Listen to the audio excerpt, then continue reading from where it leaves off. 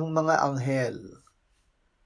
Sinabi ni Jesus kay Natanael, "Katotohanang sinasabi ko sa inyo, makikita ninyong bukas ang langit at ang mga anghel ng Diyos na nagmamanhik manaog sa anak ng tao."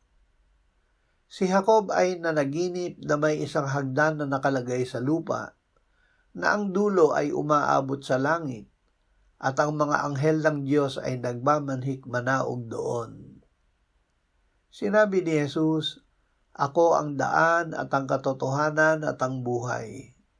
Sino man ay hindi makakarating sa Ama kundi sa pamamagitan ko." Hindi ba silang lahat ay mga espiritong nasa banal na gawain na sinugo upang maglingkod sa kapakanan ng mga magmamana ng kaligtasan? Ama, salamat sa mga anghel na isinugo mo sa amin para sa kanilang banal na paglilingkod para sa amin, na iniligtas ng iyong anak na si Jesus. Amen.